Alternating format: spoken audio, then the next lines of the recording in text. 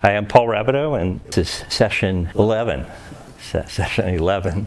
And we're going to talk about addiction. And I introduced that at the end of the last session, just sort of the dark side of joy.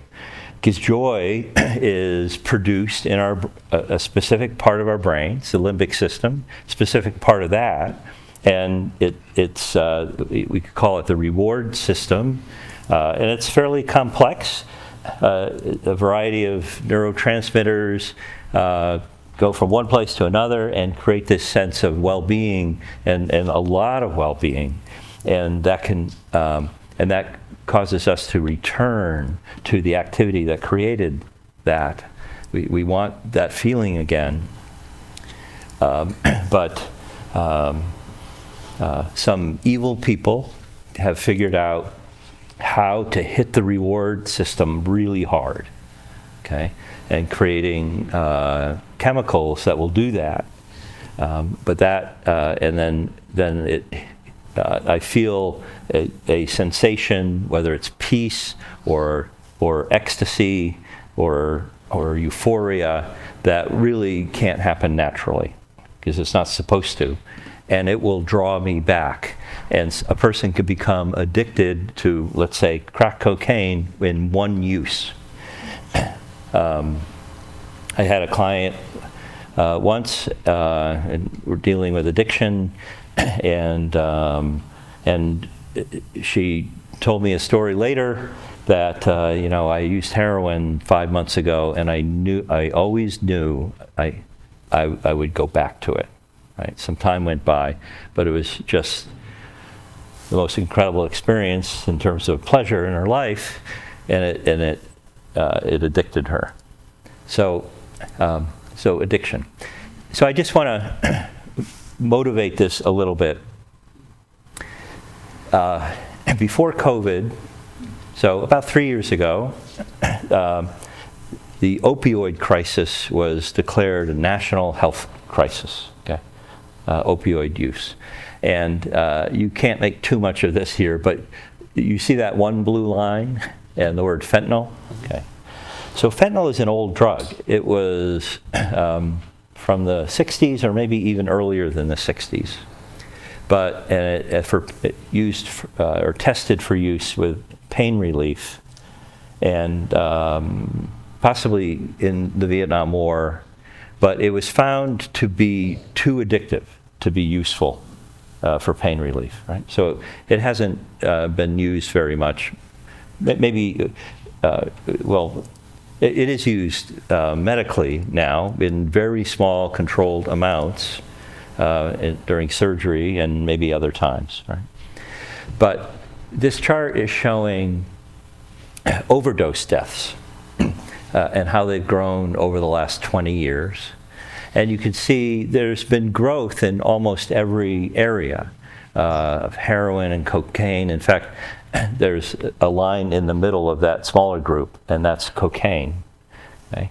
But they've been gradually growing over time. And not just because the population has been growing, but per 100,000 growing. And those last couple So the last couple of years, you see a little spike up. During COVID, there was an increase in overdose deaths, partly because programs were shut down. The program I'm part of, there were 60 guys in the program when COVID started, and we said, anybody who wants to leave, go ahead, leave. And anybody who stays, we're not going to admit any more people in. And from March to September, there were no COVID examples in a program where people live in dorms on top of each other, literally, right? And then it opened up in September, and then COVID went through the whole place. But you couldn't get into a program in 2020 to get help. But fentanyl is the reason why the overdose deaths have dramatically increased. So somewhere around 30,000 or 40,000 is the number of traffic accident deaths. Okay, so it's double. So drug overdose deaths are double traffic deaths, right? That last number you can see exceeds 50,000, and that's 2020.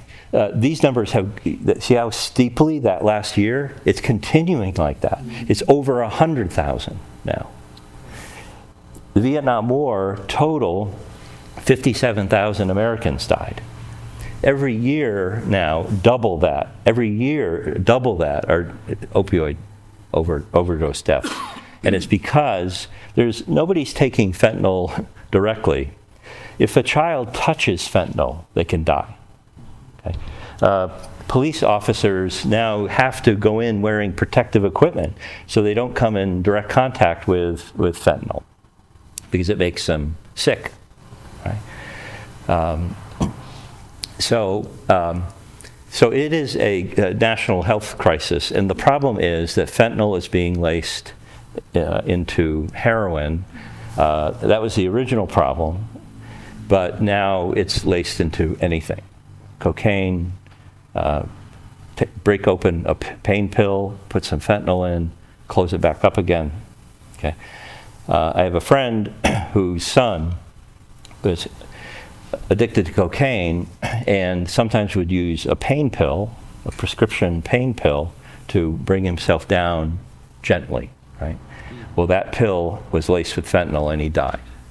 He had children, right? So he didn't mean to do that, but he was right now you play a very risky game by using drugs of abuse, right? So that's the situation, right?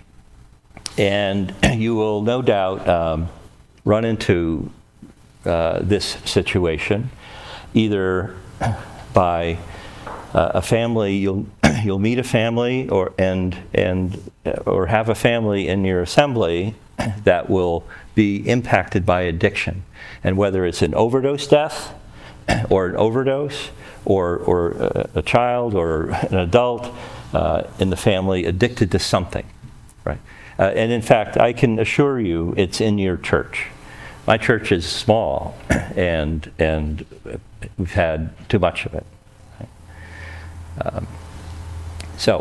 Right?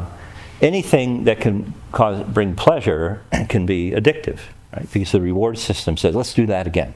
Let's do that again. And then it becomes abuse. But these would be the substances, and certainly opioids, and fentanyl is an opioid, and lacing almost everything else here, okay? Or people inhaling stuff, spraying things into a bag and inhaling it. Like, well, it's painful, but it's addictive. And methamphetamine, this part of the world, 10, 20 years ago, methamphetamine was in the Southwest, the gang production, and now it's in the Northeast. If you want to get a sense for this, Breaking Bad, that show, gives you a sense for it. It's disturbing very often. But there are also activities or behaviors that can be abused. And again, anything could be abused if it gives pleasure, right? So pornography is very widespread, even in churches. A friend told me once he was at a Christian booksellers conference and was talking to somebody that works at the hotel, and that person said, now the use of pornography is no different than when the Christian conference comes than when the other conferences come. Right? They sell the same amount. Gambling, of course, and could just destroy families. And but anything, sex and love and food and video games and social media and exercising and television and working, anything that brings joy, quote unquote joy, can be addictive. So I just want to share some technical terms so you get a sense for this. and we use the word dependence, becoming dependent upon this behavior or substance. So these words will define what it means to be dependent, okay, or addicted. So tolerance, there's a concept of tolerance.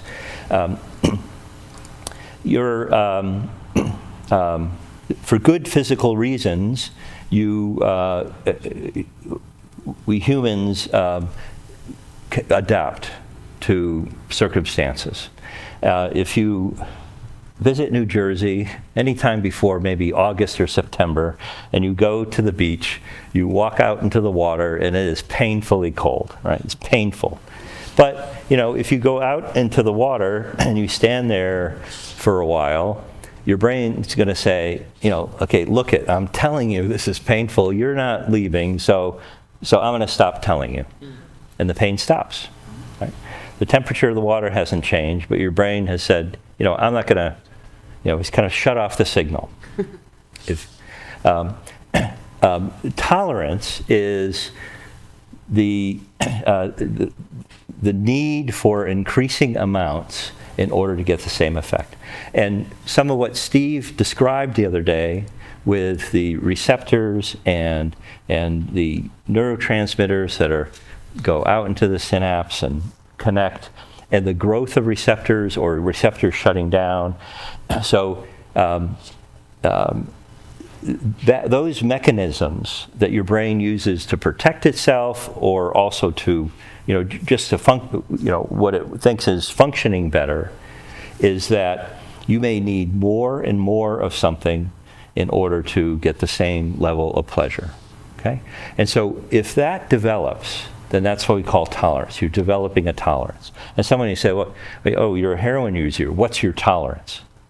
And they're like, well, 3 bags, 10 bags. Okay. So how much does it take for you to get high? Well, it used to be 3 bags, now it's 8. Okay, so that's more expensive. And you're putting more and more of the drug into your brain in order to get the same experience. Many addicts don't get high anymore. They just need that amount of drug just to not feel bad, just to feel normal. One guy said to me, you don't want to drive with me if I haven't had a couple of drinks. Okay? Because the withdrawal, and that may be our next word here, okay? So if you are developing tolerance, then you're starting to develop a dependence. Right? So I guess you could think of, I used to drink 1 cup of coffee, but now I need 2 cups of coffee to get the same kind of boost, right? So that, that can happen, right? You're not likely, or you're less likely to become addicted to coffee, but you can develop a tolerance. Withdrawal. Some people, if I don't get my coffee, you don't really want to be around me. Okay, so that would be withdrawal. Is the brain, and maybe even sometimes the body, has become dependent upon the drug. So if you don't get it can be very painful, emotionally painful and physically painful. So if you are taking a lot of Valium or Xanax in order to reduce anxiety, and your brain has become dependent upon those additional chemicals, it has its own chemicals, but those additional chemicals to function, and you don't get it, your anxiety could be sky high. So often the withdrawal symptoms are the opposite of the benefit that the drug brings. It causes super anxiety. People will talk about drinking to calm their nerves. So if you don't drink, then the nerves just become the opposite of calm, right? In an exaggerated way, worse than you began, right? So symptoms vary across drugs because different drugs do different things for you, and the withdrawal symptoms tend to be the opposite. But when it comes to opioids and alcohol and sedatives, but not cocaine so much, the withdrawal symptoms are terrible. You feel very sick, And when it comes to alcohol and sedatives, it could be life-threatening. You can't detox yourself from high tolerance of alcohol without risking your life. You need medication to control your blood pressure and so forth. So people with those tend to go into detox centers. Opioids, it's not likely you'll die from the withdrawal symptoms, but they're extremely unpleasant. Like having a bad case of, 5 times worse than normal case of the flu and stomach, illness. Right? And the fear of that experience often keeps people using. Right? So these are two ways of defining dependence if I've developed tolerance and if I've developed withdrawal symptoms. Right? And again, some people need coffee or they really are grumpy, and it has an effect on them if they don't get their coffee, right? But it's not life-threatening to them, right?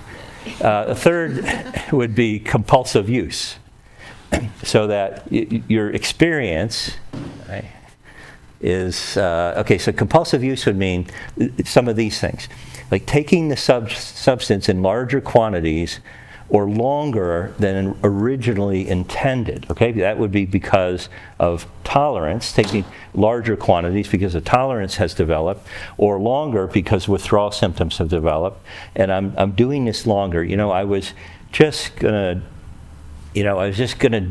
drink and have fun in college, and then, we all graduated and everybody else just, stopped drinking or stopped smoking pot when they got into real life, and I couldn't. Right? So I didn't mean this to happen. So something's happening against their will that they can't control. And when you hear that, let's say you hear that, then you think this person is dependent, or addicted. Unsuccessful efforts to cut down or to regulate the use. I can't quit. You can apply this to cigarettes, of course, as well, right? A lot of time is being spent obtaining, using, and recovering from the use of substance, right? And for real full-blown addicts, all day long, right? And tonight I used 8 of the 10 bags where I drank all of the bottle except for a little bit because in the morning I'm going to need it just to get myself going. And when that kind of thinking is happening, right, we're pretty well advanced here. Or they're all day long thinking about how am I going to get, my next dose. Important social, occupational, recreational activities are neglected. They're just not around. They used to come all the time, and they're just not at church. They don't come to the ball game anymore. They're not doing well in school or at their job. They don't show up to their job, and so these important things are not happening. So these would be early signs of something serious. Continued use despite recognizing the negative consequences. They're still using despite the negative consequences. Right? I don't say this very often because it doesn't fly with an addict, but in a sense we're addicted to sin. We keep going back despite the negative consequences because sin is pleasurable. And we want to go back to that reward, right? Okay, so that is the technical definition of addiction or dependence, and these 3 ideas: tolerance, withdrawal, and compulsive use. And these are things, especially the compulsive use. I'm compelled to use it. I'm starting, in a sense, to lose my ability to make choices here. Because I want to quit, I want to cut back, but I can't, because my brain is calling for it, and maybe even my body is calling for it. I need that now, and I can't quit. Right? Or maybe I don't want to. But there are negative consequences, and there are times I may feel like I want to, but I can't.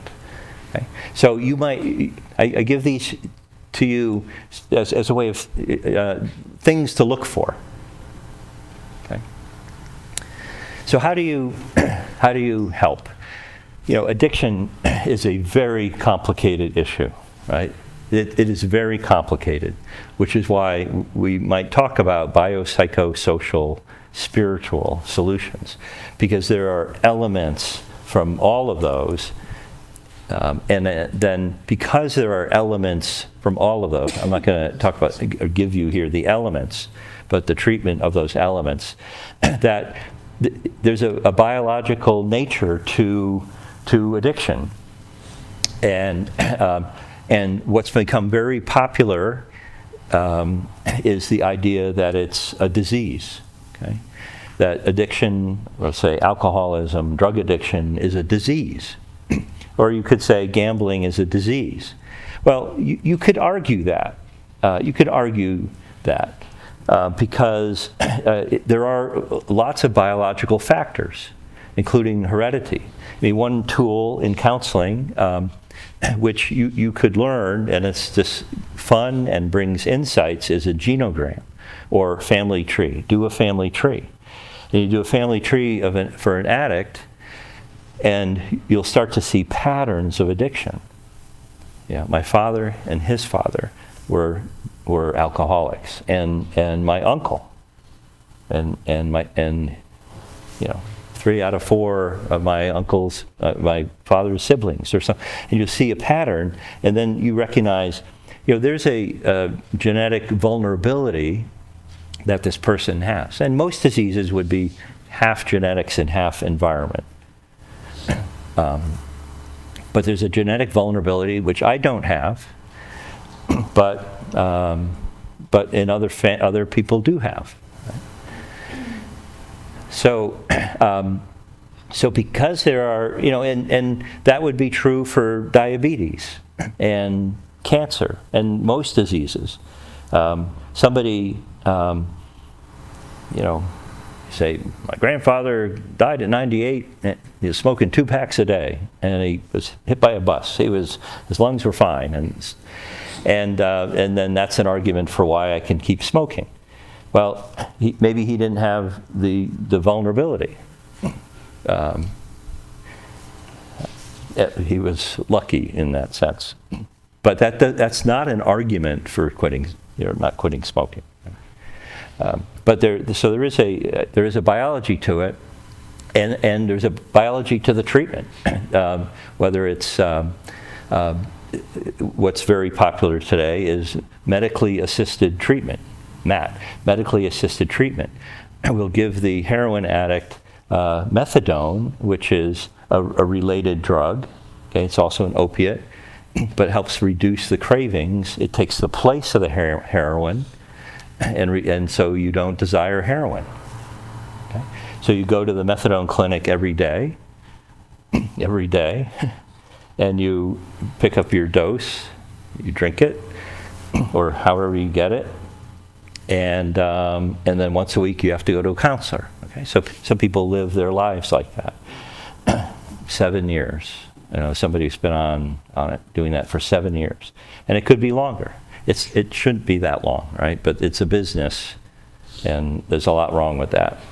But usually people, and you could point to, there are fewer heroin deaths. We saw that in the chart.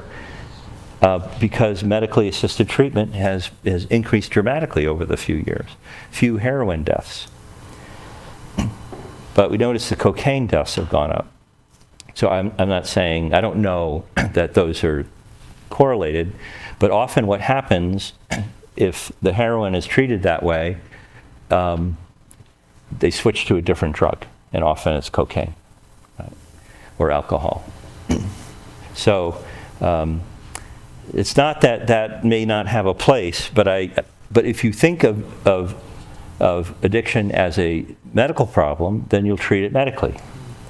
But I had a client once who For 17 years, he did a reverse commute. He lived in North Jersey, and he drove on Route 80 out to Pennsylvania for his job. Like everybody else is going the other way. And for 17 years, he did that. And on the way to his job, he would snort heroin. He was afraid of needles. That probably saved his life, so he wouldn't inject it. But he would snort heroin, and then on his way to work, and then on his way home, he would snort heroin, and that was his habit for 17 years, right? Except for the 2 years that they lived in Atlanta. And when they moved to Atlanta, he didn't use heroin at all. He didn't even think about heroin. He had no cravings. And then the year that they were in Tennessee, also never used, right? But all those years around it, that was his habit, and he couldn't stop. And eventually it caught up to him, and they were going to fire him if he didn't get treatment. He came to our program. He was a mechanical engineer. So he was a professional, had a good job. So that's not how disease works, right? If I have diabetes and I move to Atlanta, it's likely to get worse. That's not how disease works. But that's how addiction works, right? Sometimes, right? So it's more complicated than a medical model, than a disease model. And there's psychological elements to it, which is why counseling is called for. You do counseling and treatment for relapse prevention and for motivation. Motivational interviewing is the best way to treat somebody if they want to make change in their life, and recovery is change. So it's the best way, through research. It's the best way of treating addiction psychologically, or through.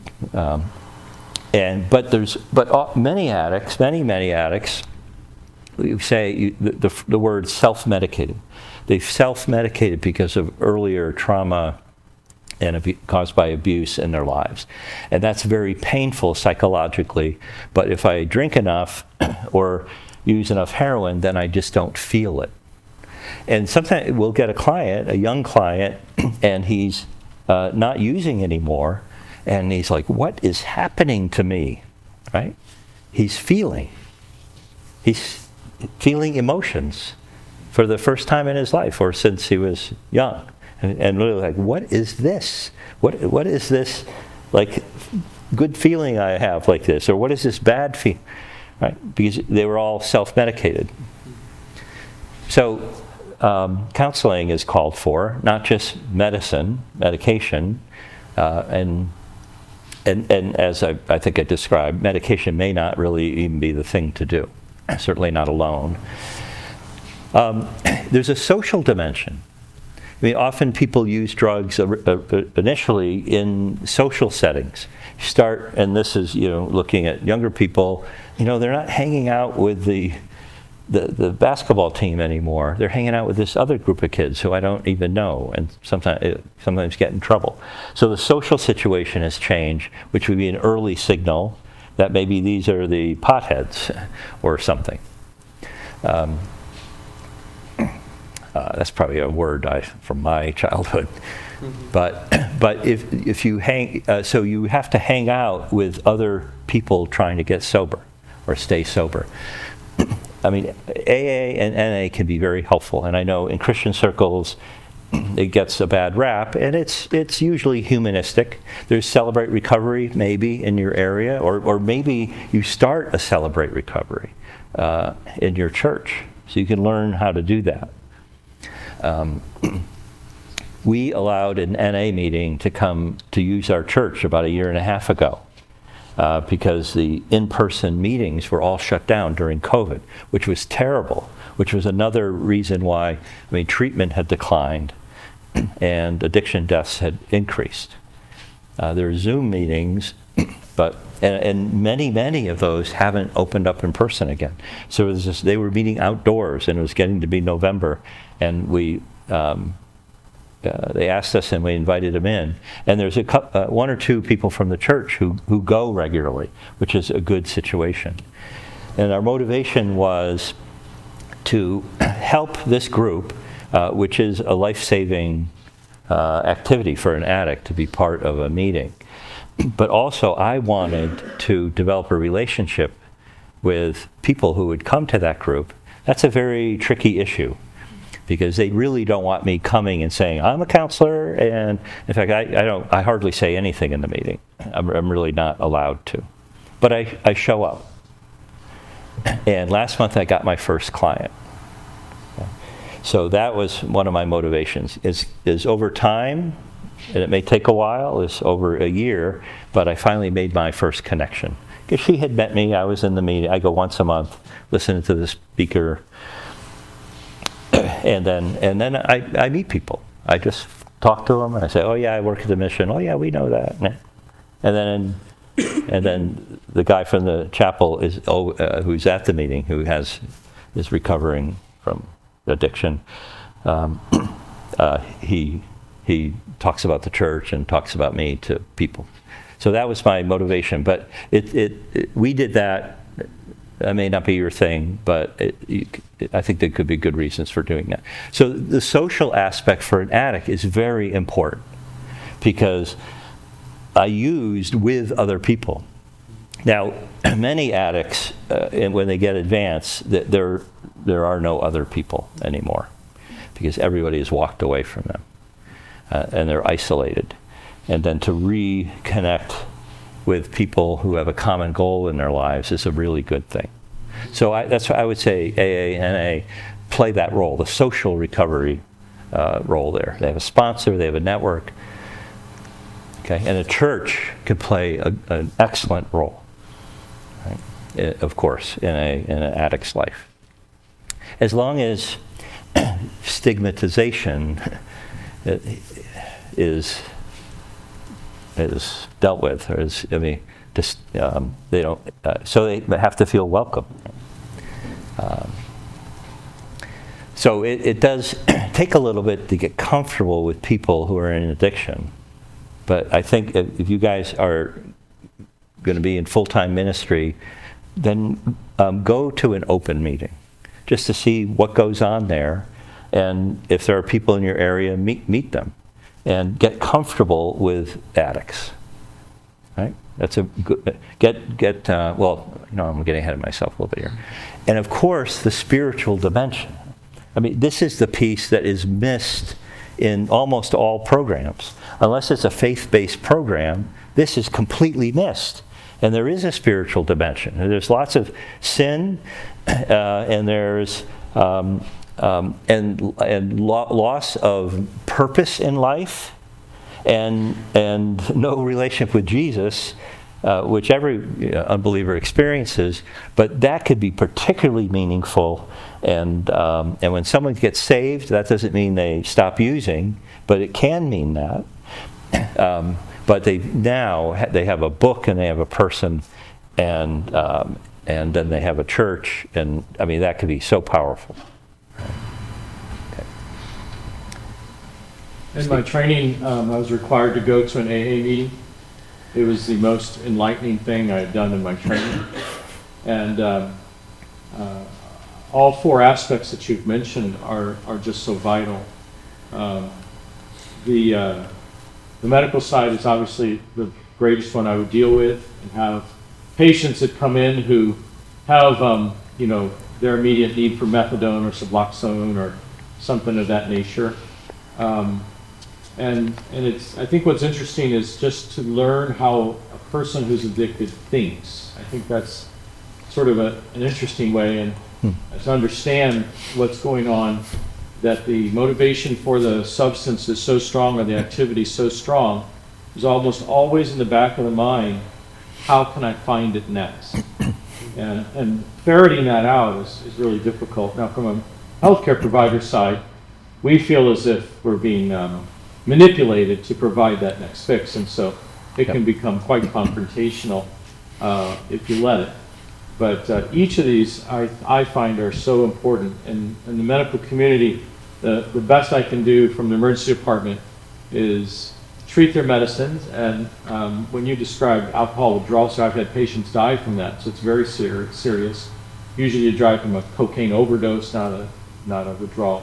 But the best I can do is bring in the social worker in that situation who has connections to the social network community, which I think is actually helpful on many levels. And then from there, we usually can bring in some counseling. We usually have a roving, mobile psychiatric unit that helps us. But it's very frustrating because I really can't touch that spiritual so much in an emergency department. Usually it's more critical. We're waiting for things to happen.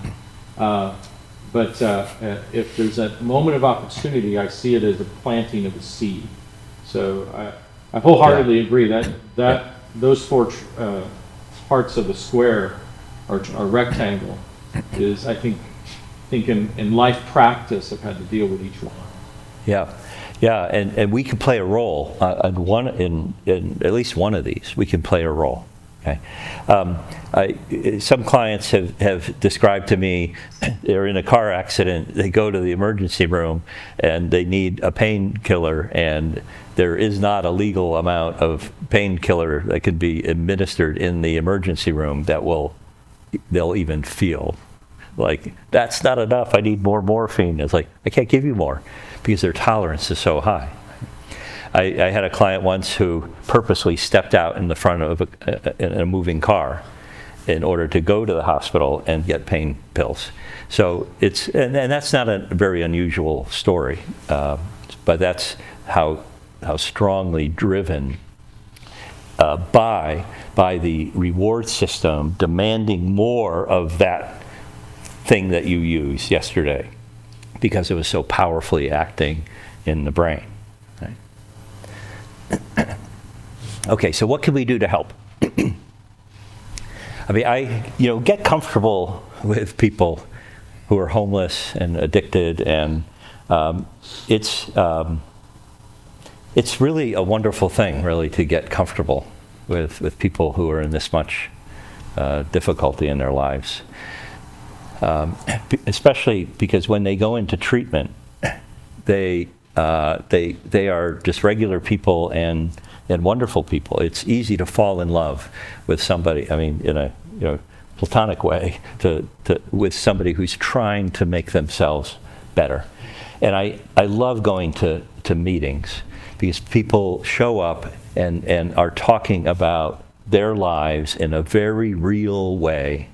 And they're, cursing a lot, but it's out of frustration or concern, and it's very genuine, talking about their life in very genuine ways.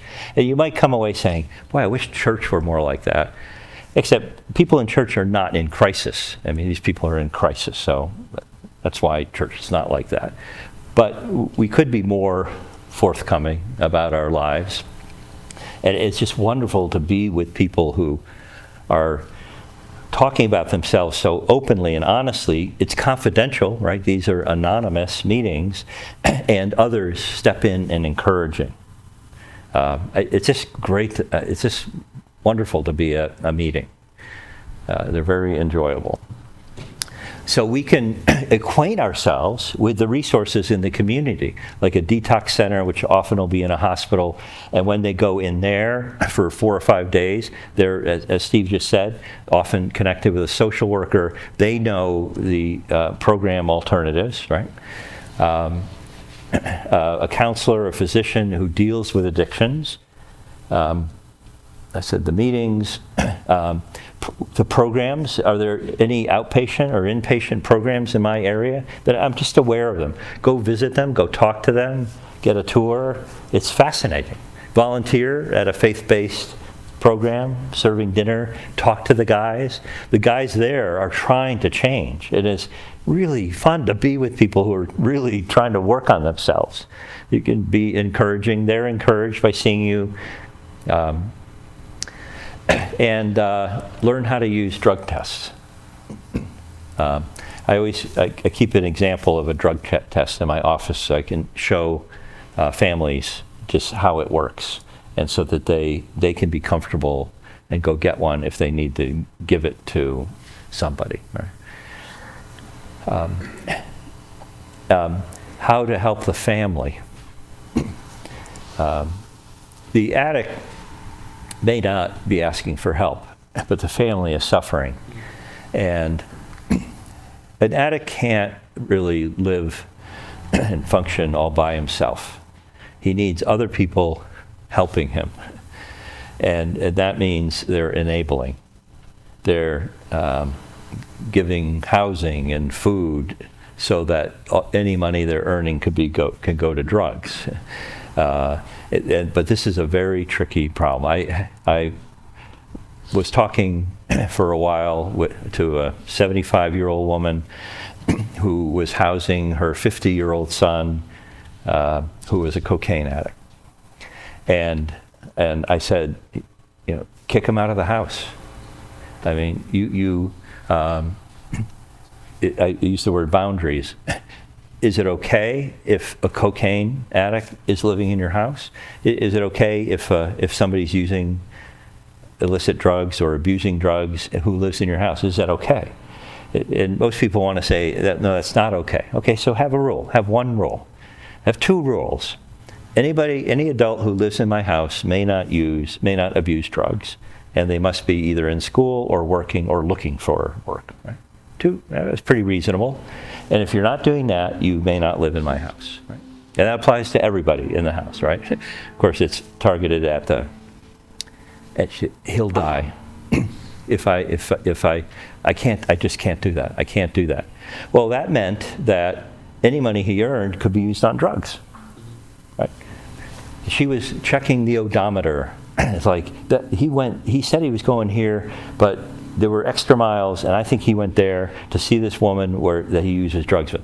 And he was looking at his phone calls, and I said, "You're doing a lot of work here, and driving yourself crazy." And he's using drugs, or maybe he isn't using drugs, but who cares how far he's driving the car? Is he using? And the two things about those rules is, I know whether you are in school or not because you have to show me your transcript to stay in the house, and I know whether you're working or not because you can show me your paycheck. So those are easy to validate boundaries.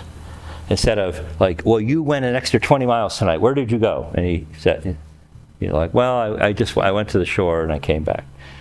Like, well, unless you're gonna go with him every day, I mean, driving herself crazy. I said, just two rules and enforce them. And, well, how do I know if he's using drugs? Okay, well, there's this little thing. It costs $20 or $40, but make him pee in the cup. And have your husband watch him pee in the cup. Okay? And then yes or no. Now you know. So it can be known. Just two rules. But she said, I can't do that. I can't kick him out. He'll die. Now, I knew this guy pretty well. I said, he is not going to let himself die. He's not. I mean, I guess it could happen, but I really do not think it's going to happen. But as long as you're doing what you're doing, he is going to do what he is. That's the way it's going to be. And she would never kick him out. Now, he did stop using drugs, and she'd give him money also. It's just interesting, when you go to a drug treatment program, what is the one thing that happens? You're not enabled anymore. Yeah. You're expected to do certain things. Yes, that's right. Boundaries Yeah. imposed. Yeah, or you're kicked out. Yeah. You do your job. You don't put hands on anybody. And if you are caught using drugs, and we verify that through a drug test, and you're out. And mostly they don't want to be out, because if they leave, they have to go to jail. Or if they leave, their wife will leave them. Or if they leave, sometimes they leave. But they mostly want to be there, and there are some simple rules, and they could follow them. But so you can help the family talk through these things. It's, if you don't have much experience in this, I think you identify Al-Anon meetings, Those are great meetings too to be at. They tend to be sad. People are talking about what's going on in their home, but they're just visit an Al-Anon meeting, host one in your church, or there are other support groups. You're really doing something good in the community by hosting. And then help get counseling, and probably marriage counseling. One of the things I love to see happen is there's a teenager in the house or a college student, a young person in the house. I help get that person into a treatment program, and then I do marriage counseling or family counseling with everybody else.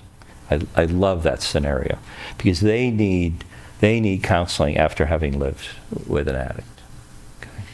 I love helping families who are being impacted by addicts. You will get to know. I'd be a little surprised if you don't already know of these situations. Okay? Some insights from Scripture. Do not get drunk with wine, for that is debauchery, but be filled with the Spirit. And then Peter, the end of all things is at hand. Therefore be self-controlled and sober-minded for the sake of your prayers. Okay. Peter's verse doesn't deal with addiction, but there is a connection in the brain. Okay, there's a connection.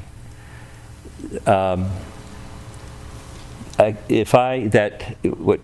Paul says here, don't get drunk, but be filled with the Spirit. Don't fill yourself with wine. Don't give control of yourself to a substance or a behavior. But give control of yourself to the Spirit. There's a push and pull here. Somehow in the Spirit and God's Spirit and my brain and however all that works, there is competition between substance of abuse and the filling of the Holy Spirit. And I don't want to quench the Spirit. So the Bible is defining that there is a relationship here between giving myself over to a substance or giving myself over to the Holy Spirit. Right? And I think that's what Peter's saying too. This sober-minded and your prayers. Okay. I think Romans 7 does a good job of describing the life of an addict. Okay. And I want to create a little empathy here in you, a little understanding and appreciation, although addicts behave very badly sometimes, and we can become very angry with them, how they hurt people willfully in order to get money, sell grandma's wedding ring, steal dad's coin collection, steal mom's pain pills, which she needs, and she can't. It doesn't work anymore. I need another refill. That doesn't happen anymore. The doctors are afraid to prescribe these. For I do not understand my own actions. For I do not do what I want, but I do the very thing I hate. So now it is no longer I who do it, but sin or addiction that dwells in me. I think that fits. Which doesn't, free somebody of guilt. But this is how it feels. For I know that nothing good dwells in me, that is, in my flesh. For I have the desire to do what is right, but not the ability to carry it out. Okay, I don't want to use drugs anymore. For I do not do the good I want, but evil I do not want is what I keep on doing. But I see in my members another law, waging war against the law of my mind and making me captive to the law of sin that dwells in my members. I think it's an excellent description of the life of an addict who is trying to come out of it and can't. Right?